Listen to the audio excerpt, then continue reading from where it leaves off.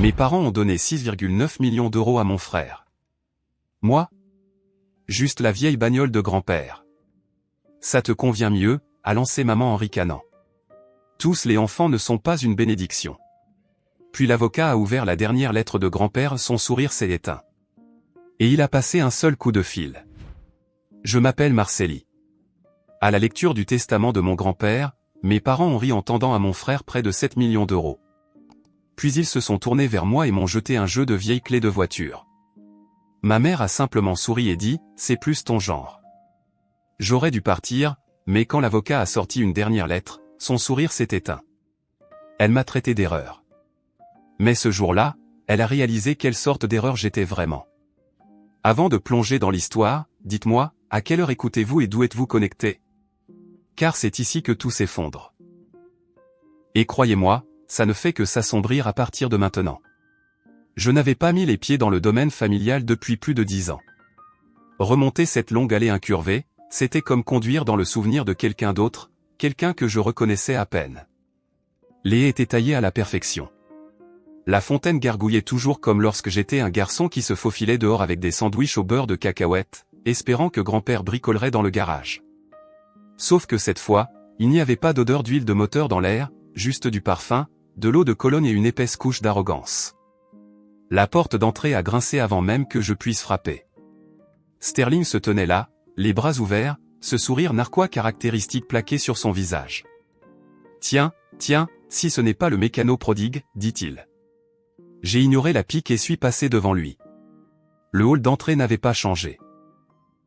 Même carreau de marbre, même lustre qui pendait comme une guillotine de cristal au-dessus de nous. J'entendais des voix dans le salon. Des rires, des verres de champagne qui s'entrechoquaient. Marcélie, appela ma mère. Ne mets pas de boue sur le sol. J'ai baissé les yeux. Mes bottes étaient propres. Mais ce n'était pas la question. Ça ne l'avait jamais été. La pièce était agencée comme une soirée de lancement d'entreprise. Des fauteuils en cuir disposés en demi-cercle, des amuse-gueules présentés comme une exposition d'art culinaire. Tout le monde était habillé comme s'il se rendait à un gala. J'ai tiré sur le col de ma chemise de travail, propre mais clairement déplacée. Maître Fisk se tenait au centre, ajustant ses lunettes tout en arrangeant les documents. Il m'a fait un signe de tête poli. « Marcellus, dit-il, content que vous ayez pu venir. » Diane s'est penchée vers Sterling. « Bien sûr qu'il est venu.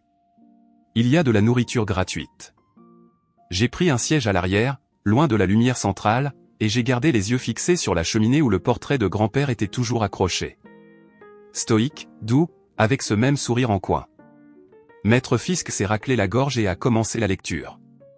Conformément aux dernières volontés de Jorge Eduardo Navarro, la succession sera distribuée comme suit.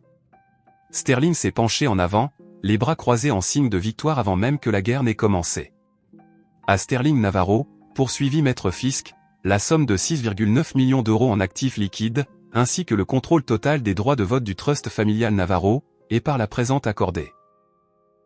La pièce a éclaté en applaudissements polis. Sterling m'a lancé un sourire en coin. J'imagine que je suis vraiment le favori. Je suis resté silencieux. Et à Marcellus Navarro, Maître Fisk fit une pause, puis tourna une page. Mes paumes sont devenues moites. Je ne m'attendais pas à des millions, mais peut-être à quelque chose. Une lettre, une caisse à outils. À Marcellus, répéta-t-il. La Ford Granada de 1983, immatriculée au nom de Jorge Navarro et actuellement située dans le garage ouest. Transfert de titre de propriété ci-joint. Silence. J'ai cligné des yeux. Sterling a reniflé. Diane n'a pas pris la peine de se retenir. Elle a ri comme si elle avait attendu toute la matinée la chute de l'histoire. Une parfaite association, dit-elle. Ce vieux tas de rouille pour notre fils si spécial. Tous les enfants ne sont pas une bénédiction, ajouta-t-elle, les yeux rivés sur moi. Quelques cousins ont ricané. Mon père fixait ses mains. Mon estomac s'est noué, mais mon visage n'a pas bougé. J'ai regardé l'enveloppe Kraft que Fisk m'a tendue. Épaisse mais discrète. Georges a laissé une lettre personnelle, dit-il. Scellée pour vos yeux seulement. Je ne l'ai pas ouverte. Pas encore. Allez, dit Sterling en levant son verre. Ouvre-la. Peut-être qu'il y a un coupon pour des pneus gratuits. Je n'ai pas bougé. J'ai juste fixé l'enveloppe comme si elle avait des dents. Puis Diane s'est penchée en avant. S'il avait vraiment voulu te donner quelque chose de significatif, ne penses-tu pas qu'il l'aurait dit de son vivant? Fais-toi une raison, Marcélie. Tu n'étais que le siège en trop à table. Je voulais parler, dire quelque chose de cinglant, mais les mots ne sont jamais venus. Au lieu de ça, je me suis levé, me suis tourné vers la porte et suis passé devant eux tous. Fisk m'a appelé doucement. Il m'avait dit de ne pas l'ouvrir devant eux, mais maintenant je n'avais plus aucune raison de me retenir. J'ai tenu l'enveloppe dans ma main un long moment, mes doigts se crispant dessus à chaque seconde qui passait, la brûlure des mots de ma mère s'accrochant encore au mur de la pièce. Personne n'a dit un mot. Même les rires s'étaient tus. J'ai rompu le seau. L'atmosphère de la pièce a changé alors que je dépliais l'unique feuille à l'intérieur, manuscrite de l'écriture familière et sans fioriture de grand-père. L'encre avait bavé à quelques endroits, comme s'il avait appuyé trop fort avec le stylo. Je me suis raclé la gorge et j'ai lu à voix haute. Marcellus, si tu lis ceci, c'est qu'ils se sont déjà bien amusés. Je savais qu'ils le feraient. Mais cette lettre n'est pas pour eux. Elle est pour toi. La voiture est à toi pour une raison. Il y a quelque chose à l'intérieur. Quelque chose que seule une personne qui me connaissait vraiment penserait à chercher. Garde-la pendant 72 heures, quoi qu'ils disent, et ne les laisse pas s'en approcher avant que tu l'aies trouvée.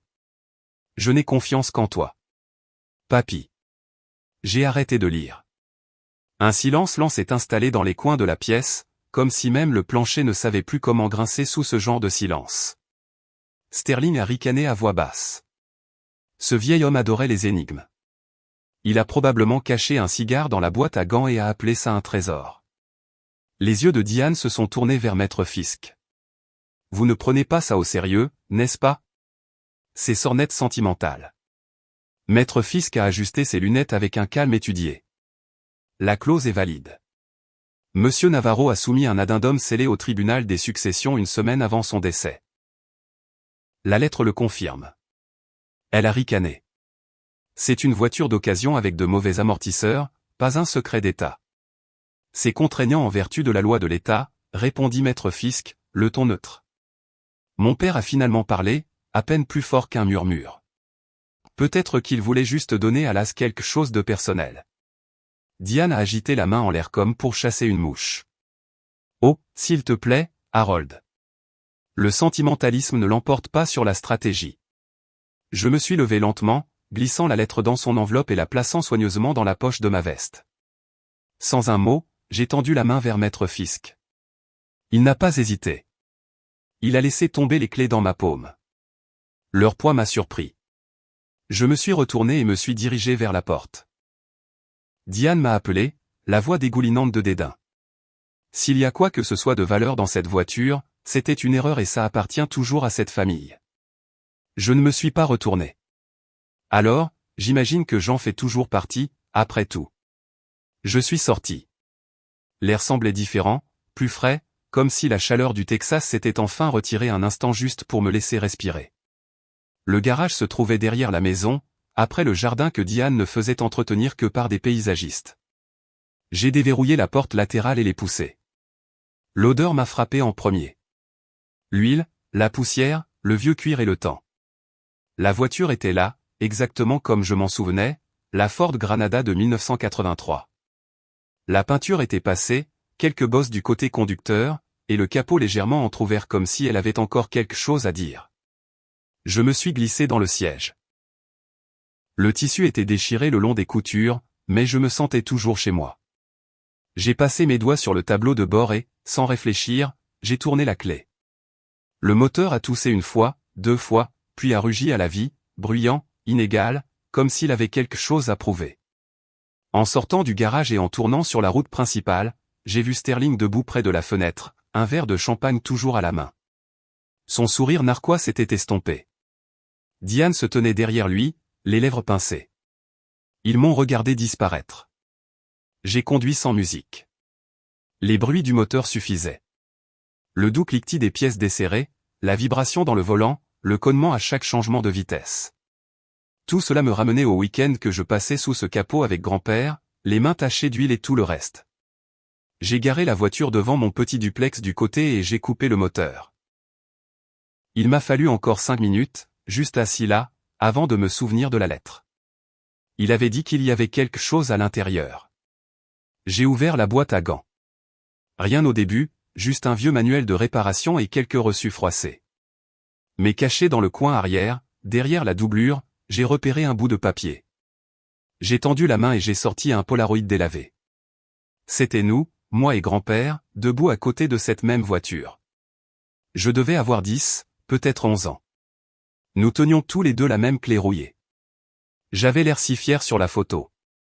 Au dos, de son écriture serrée et penchée vers la gauche, il avait écrit « Tu as toujours été plus que ce qu'il voyait ». J'ai fixé cette photo jusqu'à ce que les bords deviennent flous. Il m'avait vu, même quand personne d'autre ne le faisait. Il savait exactement ce qu'il faisait. Je ne savais pas ce que je cherchais, mais je savais que je devais le trouver avant qu'il ne réalise ce qu'il m'avait vraiment laissé. J'ai à peine dormi cette nuit-là. Le Polaroid était posé sur ma table de cuisine, les bords recourbés par des années passées à l'abri. J'ai dû le fixer pendant des heures, moi et grand-père côte à côte, tenant cette vieille clé comme si c'était une sorte de sceptre. Ces mots au dos se répétaient dans ma tête. Tu as toujours été plus que ce qu'il voyait. Au moment où le matin a cédé la place au crépuscule, des nuages épais et sombres se sont accumulés, promettant de la pluie.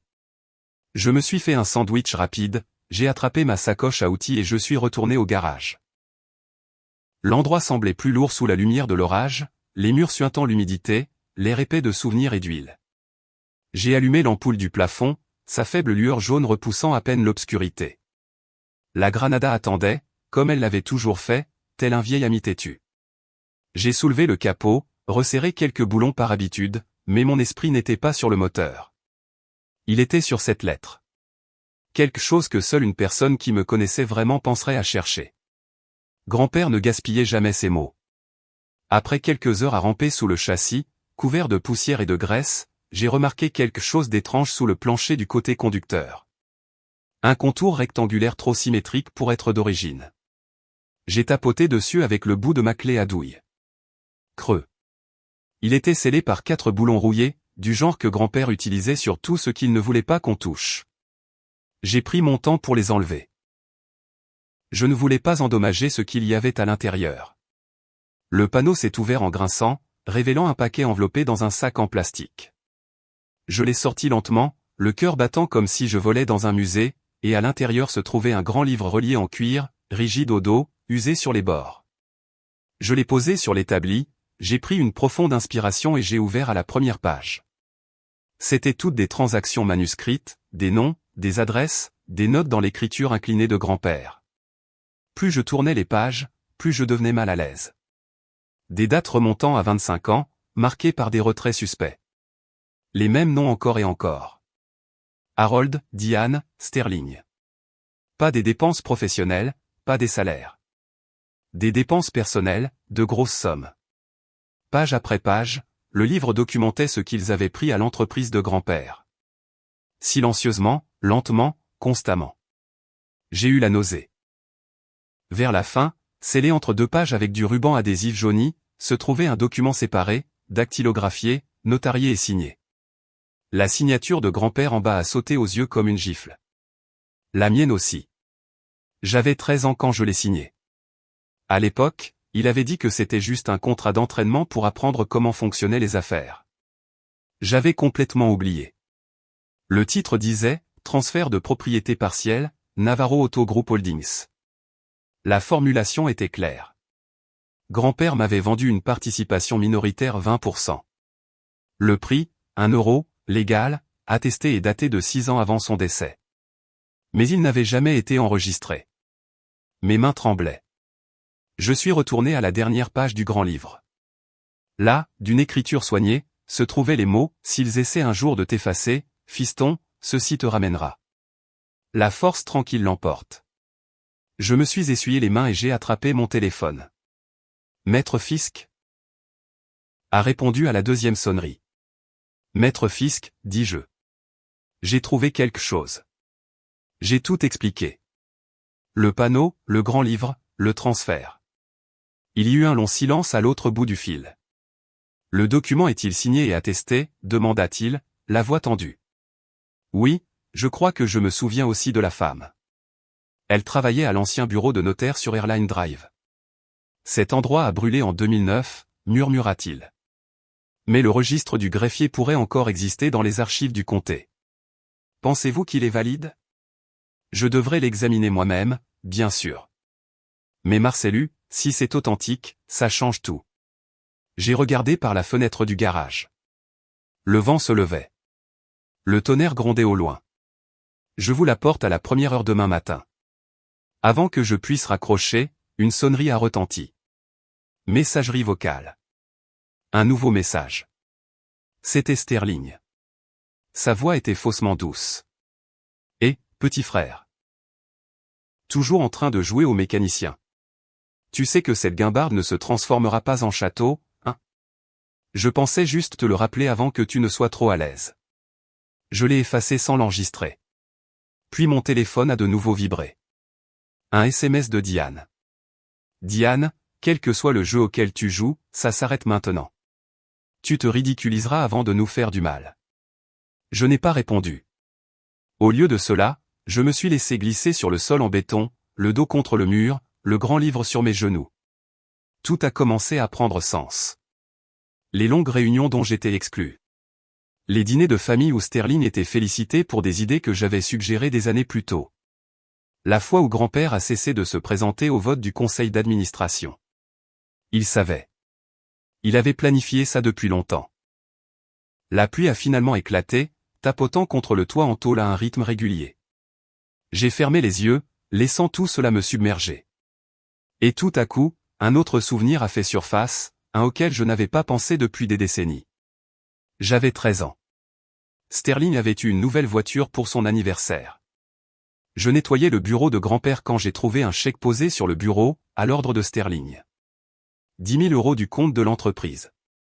J'avais demandé à grand-père à quoi il servait. Il l'avait attrapé rapidement, l'avait plié dans sa veste. Il y a des choses trop laides pour être expliquées à un garçon, avait-il dit. Mais un jour, tu sauras pourquoi je tenais des registres. À l'époque, je n'avais pas compris. Maintenant, si. Je suis resté assis dans ce garage, écoutant l'orage, agrippant ce grand livre comme un radeau de sauvetage. Quand je me suis finalement levé pour éteindre les lumières, le vent s'était transformé en un hurlement. Le lendemain matin, le shérif a frappé à ma porte avec un mandat de perquisition signé par mon propre frère. Je venais de me verser ma deuxième tasse de café quand on a frappé. 3 coups secs, sans hésitation. Par la fenêtre de devant, j'ai vu la voiture du shérif déjà garée au bord du trottoir. 2 adjoints se tenaient à côté, les mains près de leur ceinture, les yeux balayant la maison comme si c'était une scène de crime. J'ai ouvert la porte lentement. Le shérif d'hier m'a fait un signe de tête polie, mais il ne souriait pas. Monsieur Navarro, j'ai un ordre du tribunal ici. Un mandat de perquisition émis par le juge Elwood, déposé par Navarro Auto Group, citant la détention illégale de biens de l'entreprise et une suspicion de faux et usage de faux. Je l'ai regardé, abasourdi. Biens de l'entreprise. C'est le grand livre de mon grand-père. Le shérif a baissé la voix. Je ne suis pas ici pour discuter de l'affaire, fiston. Je suis juste ici pour faire appliquer l'ordre. Il a fait un geste et l'adjoint est entré. Je les ai suivis dans le salon. Chaque muscle de mon dos s'est tendu. Ils n'ont pas saccagé l'endroit, mais ils n'ont pas été doux non plus. Ils ont ouvert les tiroirs, feuilleté les papiers, même vérifié derrière les coussins du canapé. Quand l'un d'eux a atteint le petit coffre-fort dans mon bureau, je l'ai déverrouillé sans un mot. À l'intérieur se trouvait le grand livre en cuir. L'adjoint l'a pris, l'a mis dans un sac et l'a tendu au shérif. La chaîne de possession commence maintenant, dit Dillard tranquillement, signant le sac avec un marqueur épais. Autre chose là-dedans que je devrais savoir? J'ai secoué la tête. Juste les derniers mots d'un homme, shérif. Il m'a longuement regardé. Vous devriez peut-être appeler un avocat. Au moment où ils sont partis, la moitié de la rue avait ses stores entr'ouverts. Madame Redmond, l'enseignante retraitée d'à accent grave côté, est sortie en chaussons. Elle s'est approchée de moi, sans peur, et a posé une main sur mon épaule. Ils ont toujours détesté à quel point ton grand-père t'aimait, dit-elle, la voix douce. Ne le laisse pas réécrire l'histoire. J'ai hoché la tête, incapable de parler. La boule dans ma gorge était trop grosse pour être avalée. De retour à l'intérieur, je me suis assis à la table de la cuisine en silence. Mon téléphone a vibré. C'était Sterling. Je ne voulais pas répondre, mais je l'ai fait. Eh bien, ça n'a pas pris longtemps, ronronna sa voix. Tu as toujours été mauvais pour garder les secrets, Laz. Tu aurais dû brûler ce petit journal. J'ai serré le téléphone plus fort. Tu as déposé un mandat contre ton propre frère. Pourquoi exactement? Essayez de comprendre ce que grand-père m'a laissé. Ce ne sont que des affaires, petit frère. Tu ne comprendrais pas. Tu as toujours joué avec des outils. Nous avons joué avec des contrats. Tu as trahi sa confiance. Tu l'as volé pendant des années. Il a ri. Prétendument. C'est le mot magique. J'ai raccroché avant de dire quelque chose que j'aurais regretté. C'était de nouveau calme. Trop calme. Je me tenais dans le couloir, fixant les photos sur le mur. Moi et grand-père à la pêche, travaillant sous la voiture, riant devant des toasts brûlés les samedis matins. Aucune d'entre elles n'incluait Sterling. Il n'avait jamais été là, pas une seule fois. J'avais besoin d'air. J'ai attrapé mes clés et j'ai conduit jusqu'à l'ancien garage.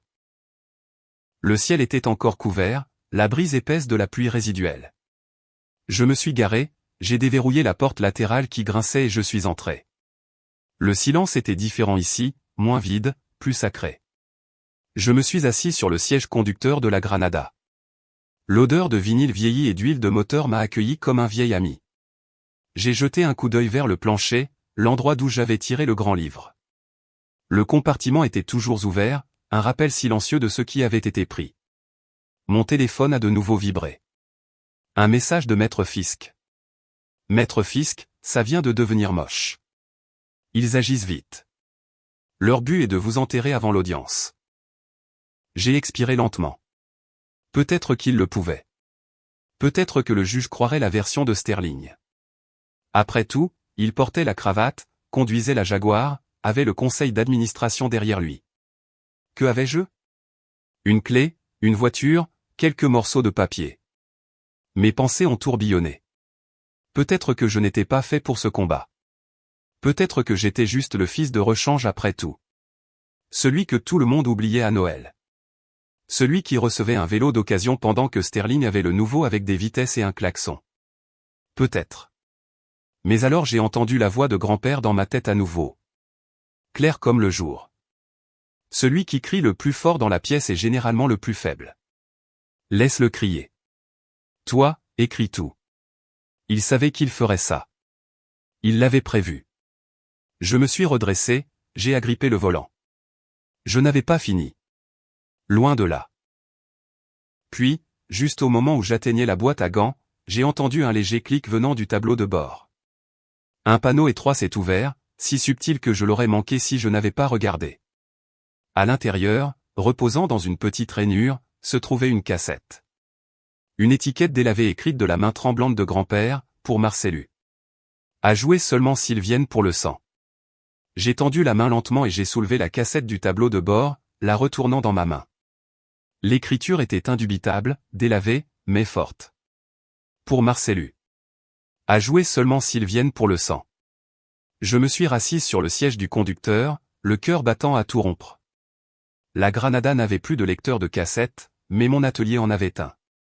J'ai glissé la cassette dans la poche de ma chemise, j'ai verrouillé le garage et je suis rentré. 10 minutes plus tard, j'étais dans la petite pièce que j'avais transformée en espace de travail, fouillant dans une vieille boîte de matériel audio. Sous un tas de cordons emmêlés, j'ai trouvé un lecteur de cassette portable poussiéreux, un que grand-père et moi utilisions à l'époque où nous enregistrions les bruits de moteur pour les dépanner. J'ai inséré la cassette et appuyé sur Play. Il y eut un long sifflement, puis le silence, puis sa voix. Marcelli, dit-il, rauque et lente. Si tu entends ça, c'est que les choses ont mal tourné. Je me suis penché en avant, retenant à peine ma respiration. J'ai toujours pensé que je survivrais aux ennuis, continua-t-il. Mais je me suis trompé. Je l'ai vu venir il y a des années. La cupidité dans leurs yeux, surtout Sterling. Il a commencé à sourire trop largement, à apprendre le langage des avocats. Il fit une pause comme s'il avait besoin de reprendre son souffle. Je ne t'ai pas laissé grand-chose sur le papier. C'était voulu. Ils auraient tout pris dès que l'encre aurait séché. Mais je t'ai laissé des points d'ancrage, fiston. Des fragments de vérité. Tu as trouvé le premier. Bien. J'ai fermé les yeux. Sa voix emplit la pièce, plus douce maintenant, teintée de regret. J'ai bâti Navarro Auto à partir de rien. J'y ai mis chaque parcelle décente de moi-même. Mais à un moment donné, j'ai commencé à voir des fissures. Sterling pensait que l'argent le rendait meilleur. Diane, eh bien, elle a cessé de s'en soucier quand les projecteurs se sont éteints. Il y eut un long soupir sur la bande. Tu étais le seul à venir juste pour aider, sans jamais rien demander. C'est pourquoi je t'ai fait confiance. J'étais assis, figé. Il savait tout. Il y a plus, continua-t-il. Un deuxième dossier, légal, caché profondément sous la salle des coffres de l'ancienne concession. J'ai fait souder un coffre-fort inifugé dans les fondations il y a des années. Seul toi connais l'agencement. Tu te souviens où nous avons réparé le carreau fissuré près du coffre? C'est là que ça commence. Mes yeux se sont écarquillés. J'ai laissé des instructions à l'intérieur, des dates, des clauses de trust, des documents signés, assez pour prouver que cette entreprise ne leur a jamais appartenu. Elle appartenait à l'intégrité. La cassette cliqua doucement. Grand-père se racla la gorge une dernière fois. S'ils sont venus pour le sang, ne bronche pas. J'ai élevé un homme bien, pas un lâche. Ne les laisse pas écrire notre histoire. La bande s'est arrêtée. Je suis resté assis là en silence. Pendant longtemps. Quelque chose en moi a changé, lentement et sûrement, comme des braises devenant rouges sous la pression. Un souvenir a refait surface. J'avais peut-être 11 ans. Sterling avait tiré les cheveux de ma cousine et l'avait poussée tête la première dans la pataugeoire du jardin. J'avais écarté Sterling, lui hurlant de reculer. Grand-père nous avait séparés, furieux. Mais c'est moi qui avais reçu la réprimande. Ne mets pas d'huile sur le feu, Marcellus, avait dit grand-père, le ton sec. Va-t'en quand ce n'est pas ton combat. Ce jour-là, j'avais pensé qu'il avait choisi Sterling. Mais maintenant, en entendant la cassette, peut-être qu'il voulait juste que je vive sans ce fardeau. Peut-être qu'il savait que ce combat viendrait et qu'il voulait que j'aie un peu de paix avant. Eh bien, la paix était partie maintenant. Je me suis levé, j'ai attrapé ma veste et je me suis dirigé vers la porte. La concession était principalement sombre quand je suis arrivé, juste une seule ampoule brillant près de l'entrée arrière. J'avais encore mes clés.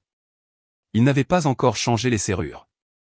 Je me suis garé derrière la benne à ordures pour éviter les caméras principales, puis je me suis glissé à l'intérieur. Chaque pas dans cet ancien showroom était un flot de souvenirs.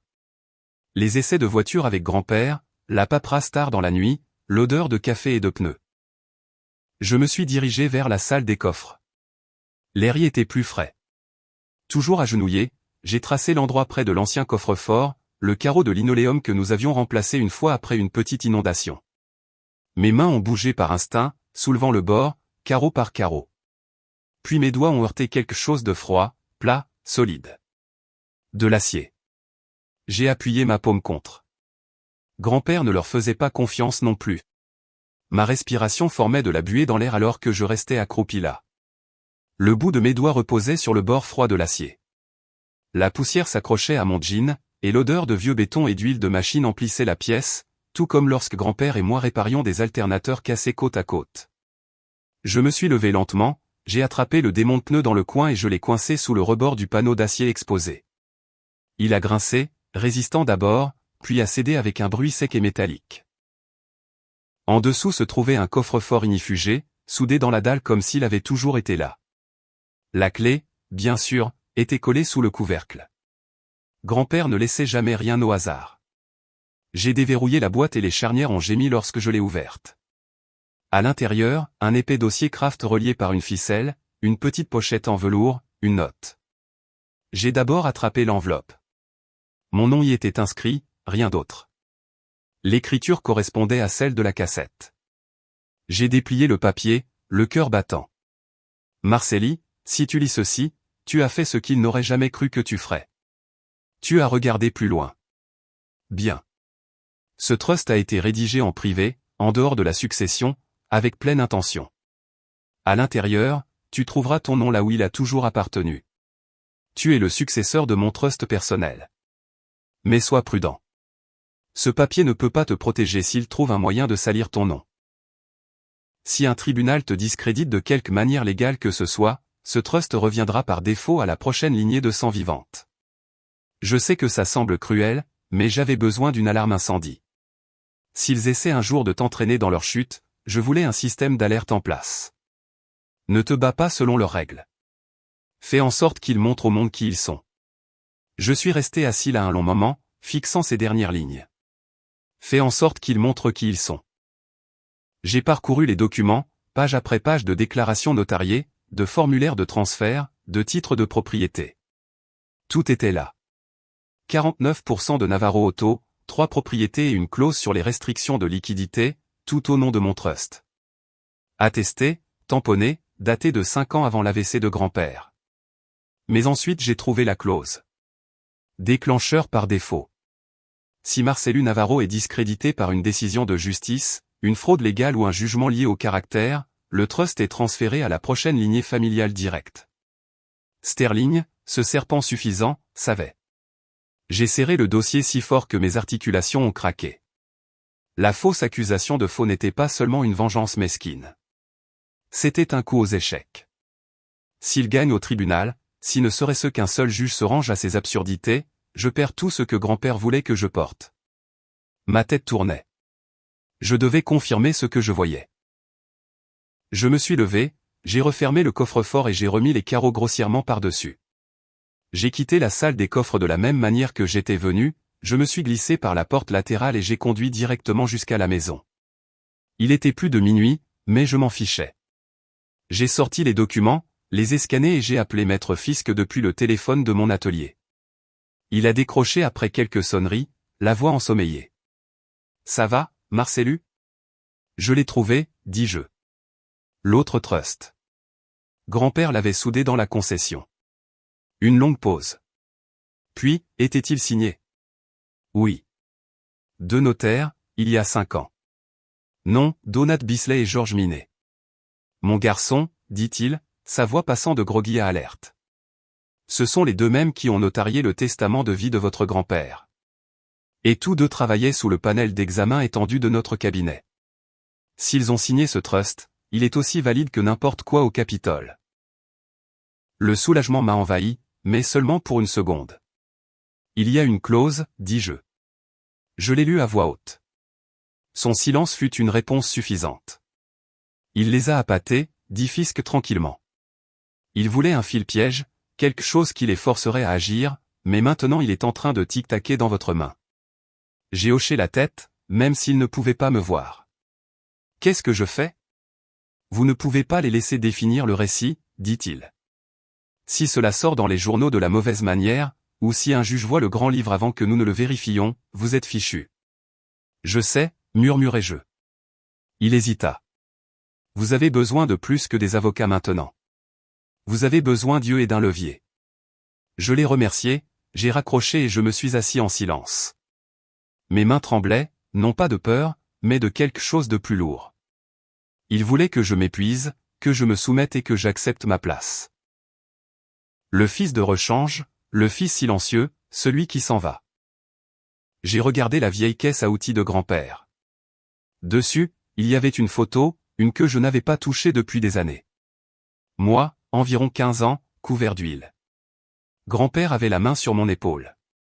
Sterling se tenait à l'arrière-plan, les bras croisés, l'air renfrogné comme si l'appareil photo l'avait privé d'attention. Cette photo me rendait triste avant. Maintenant, elle alimentait quelque chose. Je me suis levé. S'ils jouaient salement, je n'allais pas m'abaisser à leur niveau, mais j'allais laisser le monde les regarder couler. Je n'allais pas enfreindre les règles. J'allais les faire s'exposer eux-mêmes devant les caméras. Au lever du jour, j'avais à peine dormi. La cassette reposait toujours à côté de ma tasse de café. Son étiquette était usée, mais son message aussi tranchant que du verre. Je me suis repassé les paroles de grand-père dans ma tête comme si elles faisaient partie d'un sermon. Je n'avais pas besoin de plus de sommeil. J'avais besoin de clarté et de stratégie. À 9h30, je me suis garé un peu plus loin du siège de Navarro Auto et j'ai coupé le moteur. Le bâtiment en face semblait plus propre que dans mon souvenir. De nouvelles portes en verre, un mur du patrimoine brillant avec des portraits encadrés de grand-père, de ses premiers mécaniciens, et au centre, Sterling, les bras croisés comme s'il avait bâti l'Empire lui-même. La conférence de presse était prévue pour midi. Transition du leadership et plan d'expansion, disait l'invitation. La manière de Sterling de faire passer une prise de pouvoir pour un hommage. Je n'étais même pas sur la liste des invités, mais j'avais quelque chose de mieux qu'une invitation. Sous ma veste, clipsé juste sous le deuxième bouton de ma chemise, se trouvait un micro sans fil. À 11h15, je me suis glissé par le parking latéral comme n'importe quel employé de bas étage. Un porte-bloc à la main, un visage neutre. Maître Fisk m'a fait un petit signe de tête près des portes de sortie, mais n'a pas dit un mot. C'était le marché. Aucune interférence. Dans le couloir arrière près du showroom principal, j'ai attendu de le voir. Sterling est entré d'un pas assuré, costume parfaitement pressé, cheveux gominés comme un politicien. Juste derrière lui, Diane, les cheveux tirés en ce chignon serré qu'elle portait toujours quand elle essayait d'avoir l'air en contrôle. Je suis sorti de l'embrasure de la salle de pause. Sterling. Il s'est arrêté, m'a toisé comme si j'étais une tache de café sur un tapis blanc. Je ne pensais pas que tu viendrais. Je ne manque jamais une fête, ai-je répondu calmement. Diane a levé les yeux au ciel. Tu n'es pas sur le programme, Marcellus. Je voulais juste souhaiter bonne chance à mon grand frère. J'ai gardé ma voix légère, presque amicale. Il faut du courage pour parler devant tant de gens, surtout quand on n'a pas les mains propres. Sterling a ri. Il a vraiment ri, comme si j'étais un moustique. Tu penses que quelqu'un se soucie de ce que tu crois? Le temps que le conseil voit ce que j'ai fait fuiter, Marcellus passera pour celui qui a volé grand-père. Tout ce dont ils ont besoin, c'est d'un titre. J'ai enterré le vrai testament il y a des années. Il a dit ça si nonchalamment, si arrogamment, et à ce moment-là, j'ai su que le micro avait capté chaque mot. Il m'a tapoté l'épaule comme si nous étions de vieux copains. Profite du spectacle. Je l'ai fait. Simplement pas celui auquel il s'attendait. À midi pile, Sterling est monté sur scène. Les caméras tournaient. Le personnel applaudissait. Les journalistes remplissaient 2 rangées. Diane se tenait près du podium, son porte-bloc serré contre elle. Sterling a commencé son discours. Mesdames et messieurs, merci de vous joindre à nous aujourd'hui pour célébrer l'héritage de mon grand-père, George Navarro.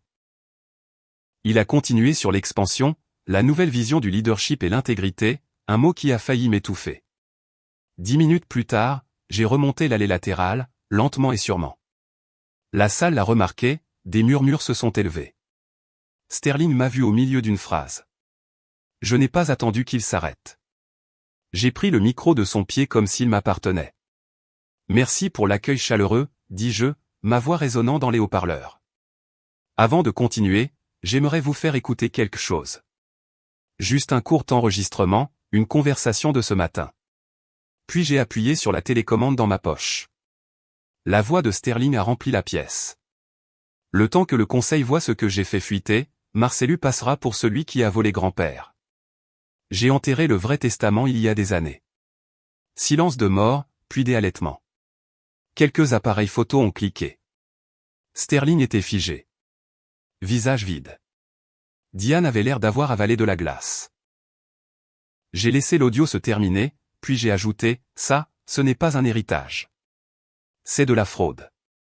Sterling a ouvert la bouche, mais avant qu'il ne puisse parler, Diane a bougé, calme, contrôlée. Elle s'est avancée et a tendu une enveloppe scellée à l'un des membres du conseil d'administration. Ceci, dit-elle, est une déclaration sous serment d'une infirmière diplômée qui s'est occupée de Monsieur George Navarro dans sa dernière année. Elle déclare que Marcellus a fait pression sur lui pour qu'il modifie des documents lors de moments de confusion. La salle a de nouveau basculé. Les journalistes se sont penchés en avant. Quelqu'un a murmuré, « Oh non !» J'ai senti le sol tanguer sous mes pieds. Je voulais crier. Je voulais attraper ce dossier et le déchirer en 2. Mais au lieu de cela, j'ai fermé les yeux. Et j'ai entendu la voix de grand-père sur la cassette. Laisse-les crier. Toi, écris tout. J'ai ouvert les yeux, pris une inspiration et dit, vous voulez des déclarations? Très bien. Mais si quelqu'un veut connaître la vérité, je vais vous la montrer. Pas avec des mots, mais avec l'écriture même de grand-père. Je suis descendu de la scène et je suis sorti directement par les portes principales. Les gens ne m'ont pas arrêté. Ils ont juste regardé. Ce jour-là, je ne suis pas parti en victime. Je suis parti en homme qui tenait la dernière carte. Cette nuit-là, j'ai allumé les lumières du garage, car s'il voulait jouer salement, j'étais sur le point d'aller plus loin qu'il n'avait jamais osé. J'ai passé les 2 jours suivants à me préparer, non pas pour la vengeance, mais pour la résolution. La vérité. Quand elle est assez solide, elle n'a pas besoin de crier, elle a juste besoin d'un endroit où atterrir. L'après-midi du prétendu dîner de réconciliation, je suis arrivé au domaine familial avec un sac de sport sur le siège arrière. Le gravier sous mes pneus crissait de la même manière que lorsque j'avais 17 ans, sortant en douce après un sermon de trop sur la gratitude. Certains échos ne s'estompent pas, ils attendent simplement. Les portes d'entrée étaient déjà ouvertes. La lumière des lustres se déversait sur le porche comme de l'or, essayant de paraître chaleureuse. À l'intérieur, la grande salle avait été aménagée comme une sorte de réception formelle. Longue table à manger, verre à vin déjà rempli, cheminée allumée, même s'il faisait 22 degrés Celsius dehors. La présentation comptait plus que la sincérité dans cette maison. C'était toujours le cas. Diane m'a repéré la première. Elle arrangeait l'argenterie et chuchotait quelque chose à l'un des membres du conseil d'administration en visioconférence sur sa tablette. Quand elle a levé les yeux, elle a souri, mais cela n'a pas atteint ses yeux. « Tiens, regarde qui a accepté le rameau d'olivier, dit-elle, la voix sirupeuse. Je ne pensais pas que tu viendrais. Je suis entré sans répondre. Sterling se tenait près du bout de la table, ajustant ses boutons de manchette. Sa cravate portait le logo de la concession brodé dessus. Bien sûr que oui. Je suis là, dis-je simplement. Parce que vous vouliez parler, pas parader. Ma mère était assise de l'autre côté de la pièce, perchée sur le bord d'un fauteuil comme une reine déchue. Elle ne s'est pas levée. Ne transformons pas ça en scène, Marcellus. Nous sommes ici en famille. Ce mot encore, famille. Toujours leur bouclier. Sterling a fait un geste vers un siège en face de lui. Mangeons. Parlons comme des adultes. Mettons le passé derrière nous. J'ai laissé tomber le sac de sport à côté de ma chaise avant de m'asseoir. Avant de faire semblant de quoi que ce soit, j'ai apporté quelque chose. Diane a plissé les yeux. C'est encore à propos du faux testament? Parce que le conseil a déjà. J'ai ouvert le sac lentement et j'ai sorti 3 dossiers, des épais, puis une clé USB. Les registres du trust original, attestés et notariés. Des pages que vous ne vous attendiez pas à ce que quelqu'un trouve. Et ceci, dis-je en brandissant la clé USB, ce ne sont pas des oui-dire. C'est grand-père qui parle devant la caméra. Sterling a éclaté de rire. Tu t'attends à ce qu'on croie ça? Non, dis-je, branchant la clé dans l'écran mural de la pièce. Je m'attends à ce que vous l'entendiez. La vidéo s'est chargée, granuleuse au début. Puis il était là, grand-père assis à son bureau, pull marine, lunettes glissant sur son nez. Si Marcellus regarde ça, commença-t-il, alors je suis parti. Et ça veut dire que j'avais raison de ne pas faire confiance aux autres. La pièce s'est raidie. La main de ma mère s'est figée sur son verre de vin. J'ai caché cet enregistrement dans le coffre-fort, verrouillé derrière la date de naissance de Marcellus, continua grand-père. Sterling, Diane, si vous êtes dans la pièce, je sais que vous avez tenté quelque chose. Vous en avez toujours voulu plus. Mais, j'ai bâti cette entreprise pour celui qui est resté, celui qui n'a pas demandé plus. Il a donné plus. Le visage de Diane a perdu toute couleur. Sterling a marmonné quelque chose à voix basse. Mes dernières volontés ne sont pas sur papier. Elles sont ici. Marcellus, c'est à toi. Tout. Ne bronche pas. L'écran est devenu noir. Personne n'a bougé.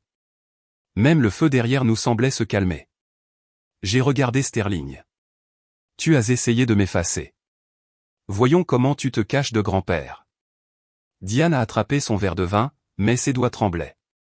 Le verre a glissé, s'est brisé. Ma mère a finalement parlé. Tu es encore dramatique, mon fils. Je me suis tourné vers elle. Tu m'as dit que j'étais une erreur. qu'il m'avait seulement accueilli par pitié. Mais je suis la part de lui que vous n'avez jamais pu acheter. Il y eut un bruit près de moi. La gouvernante, la même qui travaillait ici depuis que j'étais au collège, est apparue silencieusement. Elle a placé une serviette pliée à côté de mon assiette. Elle était en forme de feuille, délicate, intentionnelle, de la même manière qu'elle l'avait été le jour où ma mère lui avait tapé sur la main en disant « Ça, ce n'est pas pour lui ». Cette fois, personne n'a dit un mot. Je me suis levé, j'ai regardé chaque visage, puis j'ai rassemblé mes dossiers et mon sac. « Je n'ai pas besoin de vos excuses, dis-je. Juste de votre silence. » Personne ne m'a suivi, même pas le bruit de leurs pas. Alors que je sortais, la maison derrière moi est restée silencieuse. Non pas par culpabilité, mais par peur. Le lendemain matin, l'air était calme. Pas serein, pas tendu, juste calme. Comme si quelque chose s'était terminé, mais n'avait pas tout à fait recommencé. Je suis entré dans le bureau de Maître Fisk peu après 7 heures. La vieille pièce lambrissée de chêne n'avait pas changé depuis la première fois que grand-père m'y avait amené, quand j'avais 13 ans. À l'époque, j'étais assis dans ce même fauteuil en cuir craquelé, balançant mes jambes et me demandant combien de signatures il fallait pour acheter une maison. Maintenant, j'étais assis avec un stylo à la main, attendant de signer un héritage que je n'avais jamais demandé, mais pour lequel je m'étais battu bec et ongle. Fisk n'a pas parlé au début. Il m'a tendu un dossier noir avec une seule feuille de papier dessus. La déclaration du juge des successions. Signé, tamponné. C'est fait, dit-il enfin. La vidéo a été vérifiée. L'horodatage correspond au verrou du coffre-fort. Les déclarations sous serment que Diane a soumises sont maintenant en cours d'examen juridique. Le conseil d'administration a accepté les documents du trust original. Le trust original de votre grand-père. Vous êtes le bénéficiaire majoritaire. J'ai regardé la page mais je ne l'ai pas lue. J'ai juste hoché la tête. Il m'a observé puis s'est penché en arrière. Vous ne souriez pas. Parce que ce n'est pas une victoire, dis-je. C'est juste le sentiment que quelque chose est terminé. Fisk a hoché lentement la tête, les yeux lourds.